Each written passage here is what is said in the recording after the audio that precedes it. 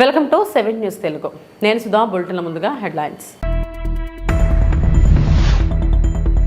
విజయనగరంలో 27వ డివిజన్లో ఇంటింటి ప్రచార కార్యక్రమంలో పాల్గొన్న కోడగట్ల వీరభద్రస్వామి.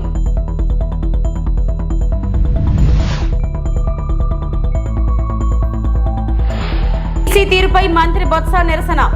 ఈసీపై తమ ఆక్షేపణ నిరసన తెలుపుతున్న బొత్స.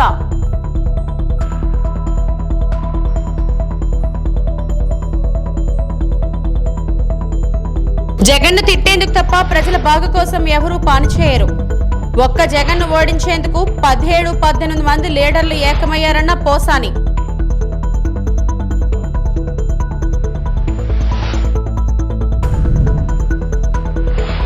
ఏపీలో ఒక్క జగన్ను ఓడించేందుకు చంద్రబాబు, పవన్, మోదీ సహా 17-18 మంది లీడర్లు ఏకమయ్యారని పోసాని అన్నారు. వీరంతా ఏపీకి టైంపాస్ కోసం వచ్చి వెళ్లేవారని విమర్శించారు. జగన్ను తిట్టేందుకు తప్ప ప్రజల బాగు కోసం ఎవరూ పనిచేయరన్నారు. చంద్రబాబును సీఎం చేసేందుకు అందరూ ఏకమయ్యారని ఎద్దేవా చేశారు. వీరు ప్రజలను తప్పుడుతో పట్టించేందుకు ప్రయత్నిస్తున్నారని పోసాని మండిపడ్డారు. ప్రపంచాన్ని వణికించిన కరోనా టైంలో ఈ 17 మంది నాయకులు ఎక్కడికి వెళ్లారని పోసాని ప్రశ్నించారు. అమెరికా నుంచి ఎన్ఆర్ఐ కమ్మవాళ్ళు వాల్ కాంగ్రెస్ అధ్యక్షురాలు ది గ్రేట్ షర్మిల ఇట్లా 17-18 మంది ఒక్కటై మదర్ ప్రామిస్లో ఏం తెలియదు. సిగ్గుపడుతున్నా. ఆంధ్రప్రదేశ్ రాజకీయాలు చూసి నేను చదువుకున్న వాడిగా షేమ్ అని రాజకీయాలు చూసి సిగ్గుపడుతున్నా. ఒక్క జగన్మోహన్ రెడ్డిని చంపటానికి, రాజకీయంగా చంపటానికి, మామూలుగా భౌతికంగా చంపడానికి, నాశనం కావడానికి ఎంతమంది కలవాలా? ఈసీపై తమ ఆక్షేపణ నిరసన తెలియజేస్తున్నామని రాష్ట్ర మంత్రి బొత్స అన్నారు. శుక్రవారం విజయనగరంలో ఆయన మీడియా సమావేశంలో మాట్లాడారు. బొత్స వ్యాఖ్యలు చాలా ఉన్నాయి. ఫిర్యాదు చేసేవాళ్ళు చేస్తూనే ఉంటారు. కానీ ఈసీ ప్రజల కష్ట నష్టాలను వివేచన చేయాలి. మీ భూమి మీది కాదు అనే ఈనాడు యాడ్ను ఉటకించిన బొత్స రామోజీరావుపై ధ్వజమెత్తారు. డబ్బు కోసం గడ్డి కరవడమని పత్రికా స్వేచ్ఛ అంటూ ప్రశ్నించారు. రాజకీయాల్లో ఉన్న వాళ్ళు ఎవడబ్బ సొమ్ము ఎవడమ్మ సొమ్ము అనే భాషను వాడచ్చా? 40 ఏళ్ల రాజకీయ జీవితంలో ఎన్నడూ చూడలేదని ఆవేదన వ్యక్తం చేశారు. ఇటువంటి దిగజారుడు చంద్రబాబుని, నీ కొడుకు లోకేష్, నీ బామ్మర్ది అల్లుడు వీరంతా కుటుంబ సభ్యులు కాదా? మీరేం దైవ సంభూతులా? మీకున్నదేమిటి, మాకు లేనిదేమిటి? మా కుటుంబంను ఎత్తి చూపుతావా? చంద్రబాబు మర్చిపోయావా? నువ్వు అధికారంలో ఉన్నప్పుడే కదా నేను ఎంపీగా గెలిచింది. నా భార్య జెడ్పీ చైర్పర్సన్ అయ్యింది. నేను నా తమ్ముడు ఎమ్మెల్యేలుగా గెలిచాం. నువ్వు అధికారంలో ఉన్నప్పుడే కదా నీ కొడుకు ఎమ్మెల్యేగా ఓడిపోయింది. నీ బామ్మర్ది అల్లుడు ఎంపీగా ఓడిపోయింది. ఎవరి పని అయిపోయిందో జూన్ 4న తేలుతుందిలే. సమాజానికి సేవ చేయాలే గాని సామాజిక వర్గానికి కాదు. చంద్రబాబు, నువ్వు సమాజాన్ని వదిలేసి నువ్వు నీ సామాజిక వర్గానికి సేవ చేయడం మొదలుపెట్టావో అప్పటి నుంచి ప్రజలు నిన్ను నమ్మడం మానేశారు అని బొత్స సత్యనారాయణ ధ్వజమెత్తారు.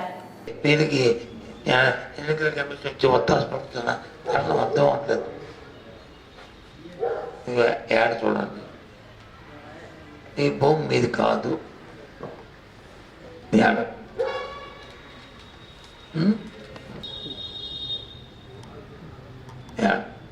అన్నం తిన్నాడు, రోజు అన్నం తింటున్న మనిషి అయితే ప్రజా జీవితంలో ఉన్నవాడు, పార్టీలనే ఏ పార్టీ అయినా ఏ మనిషి అయినా ఇలాంటివి ఉంటాయండి. దేవుడు ఏం పుట్టుకొచ్చాడు, కానీ రాజకీయాల కంటే ఒక విలువ ఉండాలి, ఒక నైతికత ఉండాలి. అంటే ఎన్నికల కమిషన్ వచ్చి దీని మీద ఫిర్యాదు వాళ్ళే స్వయాన బబ్బి పెడతానంటే సిఐడి కేసు చెప్పింది. మరి దీనికి ఏం చెప్తుంది ఎన్నికల కమిషన్? అసలు నీకు గందరగోళం సృష్టి తప్పు కదా. ఇలాంటి పనికి మళ్ళీ హ్యాండిల్ ఇస్తూ, అందుకే అన్నం తిన్నవాడు మనిషి అయితే ఎవడికి పని చేయలేదు. రాజకీయం కోసం ఏ గడ్డైనా, డబ్బుల కోసం ఏ గడ్డి కరిచినా ఇలాంటి ఈనాడు రామోజీరావు ఉంటే ఏ గడ్డైనా కరిచినవే. నీకు సమాజం పట్ల నీకు బాధ్యత లేదు. ప్రజల్ని ఇలాంటి యాడ్లు వేసి ఆందోళన సృష్టించకూడదు, నా పత్రిక డబ్బులు ఇస్తే మాత్రం ఇలాంటి పనికి వాళ్ళు పని చేయకూడదు, ఇంకా ఇంగిత జ్ఞానం లేదు. ఎందుకు ఆఖరి దశలో ఇలాంటి కార్యక్రమాలు? మీ ఇద్దరికీ ఇష్టం, ఆ మాత్రం ముఖ్యమైనది చేసుకోండి. ఎవడొస్తాడు ప్రజలు రక్షిస్తే? నువ్వు కాదు కదా, నీ తలలో దేశం వచ్చిన చంద్రబాబుని రక్షిస్తారు. కురికిపోయి పూర్తిగా ఇలాంటి ఎదవ పనులు చేసి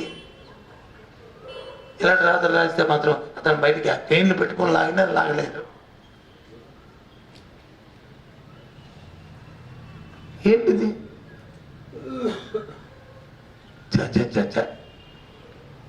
న్యాయమైంది. అన్నం తినవాడు చేసే పని అయితే, డబ్బులు ఇస్తే ఏ డబ్బుకైనా గడ్డి గడిచే పని అయితే ఈ పత్రికల ద్వారా ఇదైనా ప్రజాస్వామ్యం, ఇదైనా పత్రికా స్వేచ్ఛ. కాకినాడ జిల్లా పిఠాపురంలో జనసేన పార్టీ అధినేత ఎమ్మెల్యే అభ్యర్థిగా పోటీ చేస్తున్న పవన్ కళ్యాణ్ చిత్రాడ కనక మహాలక్ష్మి అమ్మవారిని దర్శించుకుని ఎన్నికల ప్రచారం నిర్వహించారు. పిఠాపురం నియోజకవర్గ ప్రజలు పూలమాలలు వేసి హారతులతో ఘన స్వాగతం పలికారు. భారీ ఎత్తున మహిళలు, అభిమానులతో టీడీపీ మాజీ MLA SVSN Varma, Thangalla Uday Srinivas, BJP నాయకులు కృషిరాజు, వేరు మహిళలు, కార్యకర్తలు పాల్గొన్నారు.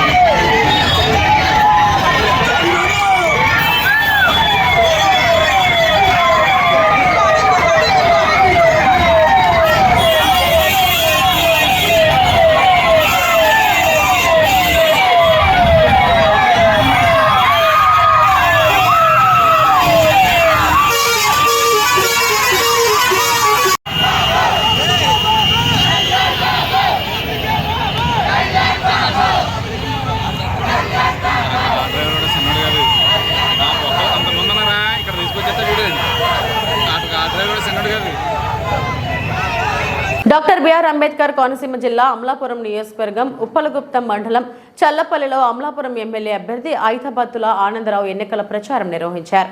మండలం నలుమూలల నుండి భారీ ఎత్తున టీడీపీ, బీజేపీ జన సైనికులు చేరుకుని ప్రచారంలో పాల్గొన్నారు. ఆయన మాట్లాడుతూ, చెల్లపల్లి గ్రామంలో మా జన సైనికులు, బీజేపీ కార్యకర్తలు నాపై చూపే ప్రేమ ఎంతో ఆనందాన్ని ఇచ్చిందన్నారు.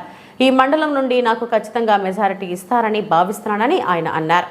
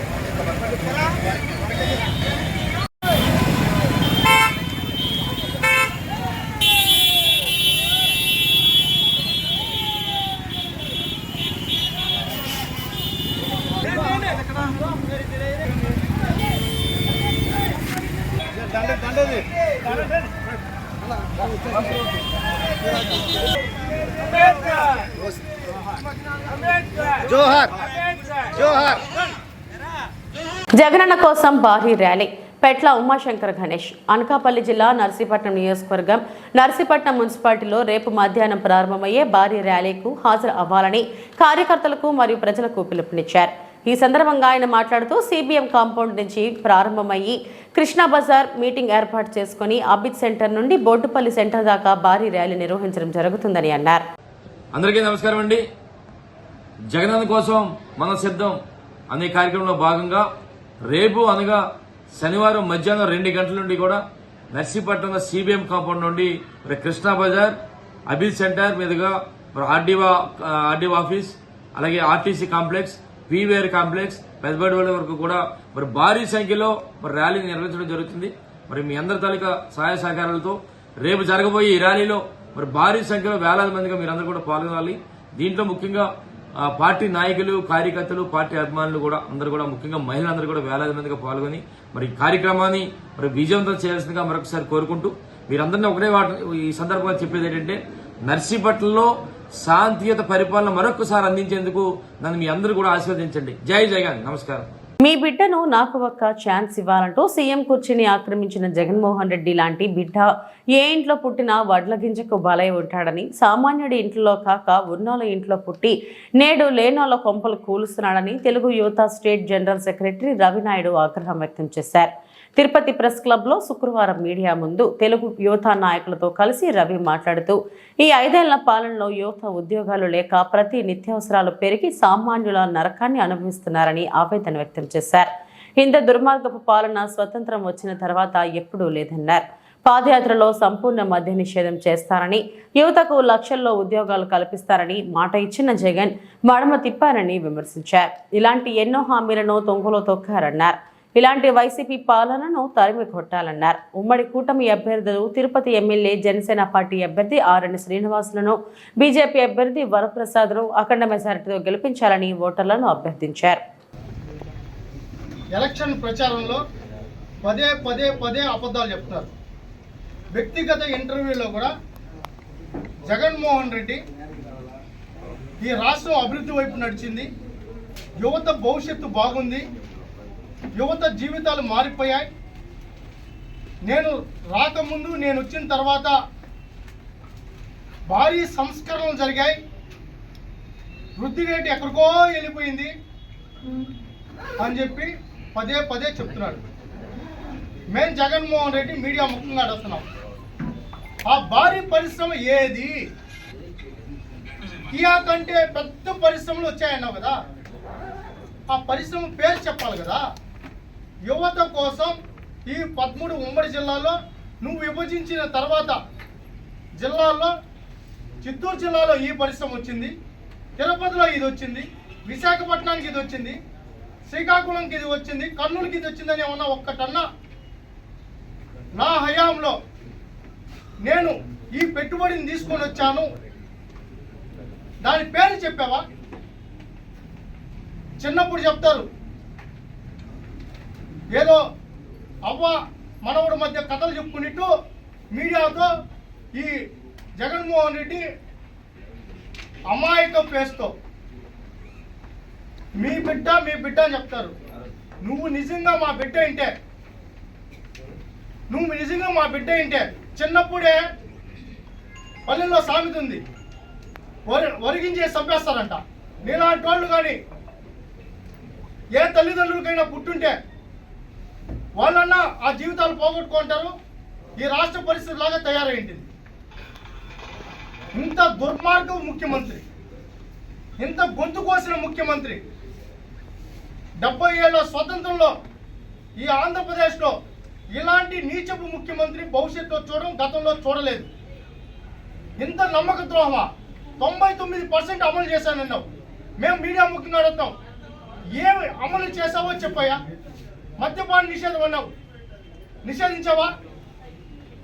నిషేధించావా? గంజాయి డ్రగ్స్ యథేచ్ఛగా రాజు మొత్తం ఎక్కడ పడితే అక్కడ దొరుకుతా ఉంది. ఈ తిరుపతిలో దొరుకుతా ఉంది. ఇదే తిరుపతిలో కరుణాకర్ రెడ్డి గారు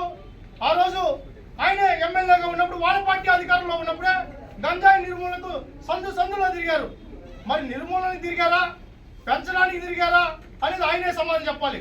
మేమేమో తిరుపతిలో గంజాయి నిర్మూలించాలని చెప్పి తెలుగుత ర్యాలీలు చేస్తే విద్యార్థులతో మా మీద 3 స్టేషన్లో. తిరుపతికి వచ్చే భక్తుల్లో మరింత భక్తిభావం పెంచుతూ తిరుపతి కీర్తి ప్రతిష్టలు పెరగడానికి నగర సంకీర్తన దోహదం చేస్తుందని నగర సంకీర్తన మండలి సభ్యులు గుండాల గోపీనాథ్ రెడ్డి అన్నారు.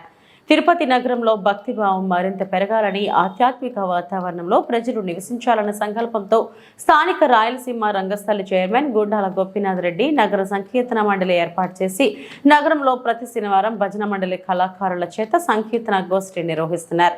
అందులో భాగంగా శనివారం ఉదయం భజన మండలి కళాకారులు సాంప్రదాయ వస్త్రాలతో స్థానిక గోవిందరాజస్వామి ఆలయం నుంచి 4 మాడవీధుల్లో నగర సంకీర్తన చేపట్టారు. కార్యక్రమంలో నాదముని రెడ్డి, కాస్పా పద్మనాభం, పొన్నాల బేజిరెడ్డి, సుబ్రహ్మణ్యం రెడ్డి, పార్వతి, పద్మ, ఉషారాణి, కల్పన, జయమ్మ, మునికుమారి, సుశీల, మహాలక్ష్మి, నరసింహారెడ్డి, నాగరాజు, రాజశేఖర్ రెడ్డి, వాసు, సాయిరెడ్డి కళాకారులు పాల్గొన్నారు. ప్రసాదమీ రుచులెల్ల తెంచి వేసిన మేలు పారికి ఎదుట ఎదుట హరే హరే కృష్ణ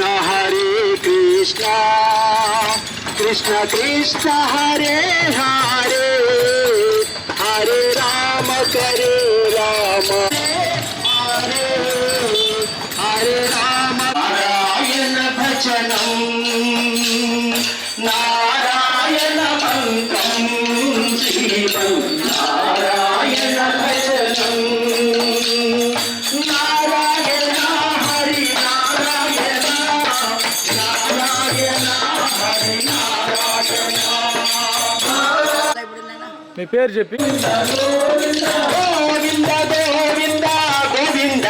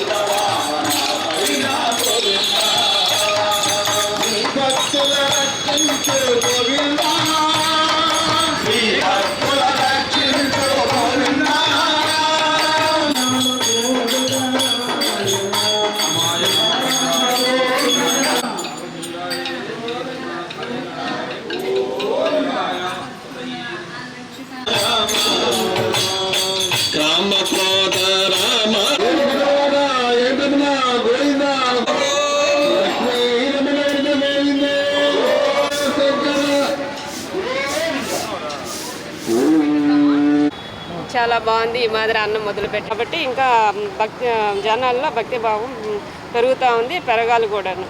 ఈ పద్ధతి ఇలాగే కొనసాగితే చాలా బాగుంటుంది. ప్రతి వారం వస్తుండారు, బాగా చేస్తారు భజన, బాగా నచ్చేది నాకు. నేను కూడా చేస్తాను కదా తోడగా బాగా. ఇంకేం చెప్పాలి చెప్పండి. ఎట్లా అనిపిస్తుంది మీకు ఈ భజన మండలి రావడం వల్ల? భజన మండలి వాళ్ళు రావడం వల్ల ఎట్లా అనిపిస్తుంది? బాగానే అందరూ చేస్తారు. అప్పుడే తక్కువ ఉంది కదా, ఇప్పుడు ఎక్కువ చేస్తున్నారు. వాళ్ళిద్దరు వచ్చారు భార్యాభర్త, ఇప్పుడు అందరూ వస్తున్నారు. 30 మంది ఉన్నారు ఇప్పుడు. గుండాల గోపినాథ్ గారు బాగా చేస్తారా? బాగా చేస్తారు, బాగా చేస్తారు. బాగా నాకు కూడా భలే సంతోషం. నేను కూడా తోడుగా చేస్తాను కదా. తిరుపతిలో ఈ విధంగా ఏమైనా చేస్తారా? తిరుపతి గారు ఉన్నారు, ఇదే వీలే వస్తారు అంతా. మళ్ళీ యాత్ర ఉంటే యాత్ర వస్తారు, అది వేరే. ఇక లోకల్గా అయితే వీళ్ళు చేస్తారు, వీలే. ఓం నమో వెంకటేశాయ. తిరునగరిలో, తిరుపతి పట్టణంలో గోవిందరాజపురం అనేటువంటి పురాతన ఆలయం తిరుపతిలో రామానుజాచార్యులు నడయాడినటువంటి పవిత్రమైనటువంటి ప్రదేశం. పరమ భాగవతోత్తములు నడయాడినటువంటి తిరుపతి పవిత్రమైన పుణ్యక్షేత్రంలో సాంస్కృతిక సంఘాల అధ్యక్షులు గుండాల గోపీనాథ్ గారి ఆధ్వర్యంలో ప్రతి శనివారం ఈ నగర సంకీర్తన అనేటువంటి సనాతన సాంప్రదాయాన్ని తిరుపతి పట్టణంలో ఎంతో కాలం నుంచి తిరుపతిలో మొదలైన లోకేష్ రోడ్ షో. తిరుపతిలో కూటమి రోడ్ షో బాలాజీ కాలనీ కూడలి వద్ద ప్రారంభమైంది. బీజేపీ నాయకుడు జేపీ నడ్డా, నారా లోకేష్, జనసేన నుంచి నాగబాబు రోడ్ షోలో పాల్గొన్నారు. నడ్డాకు నారా లోకేష్ పసుపు కండువ కప్పి శ్రీవారి విగ్రహాన్ని నారా లోకేష్ బహుకరించారు.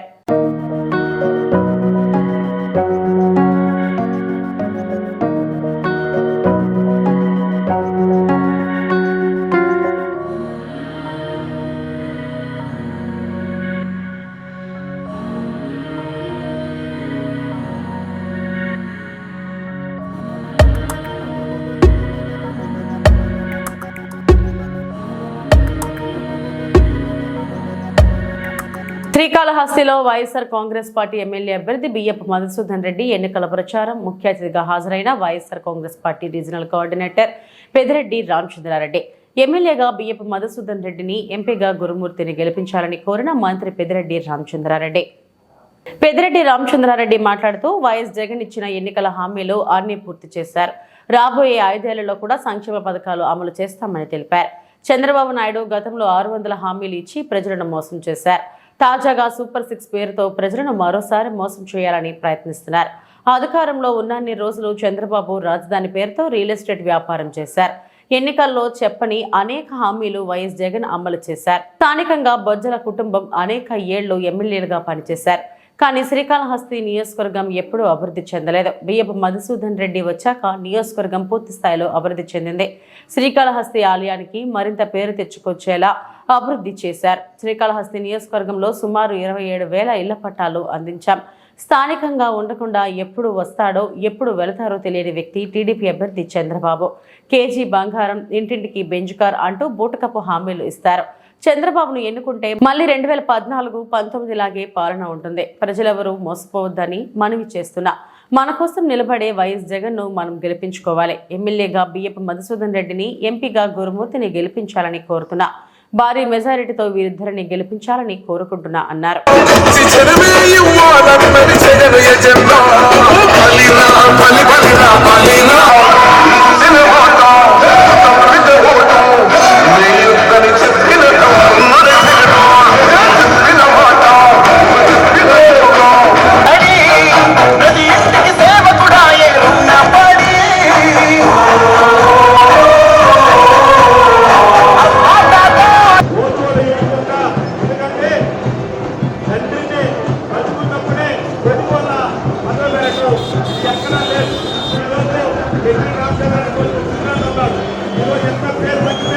ఉంటాడు కానీ మనిషి మాత్రం మంచోడు, మనసు మాత్రం దండే.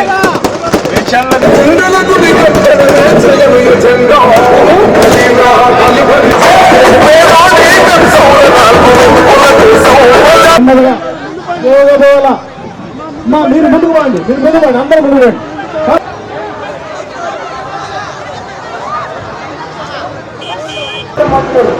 మనసు మాత్రం దండే. విద్యార్థులు జీవంతు వాసితులు మధు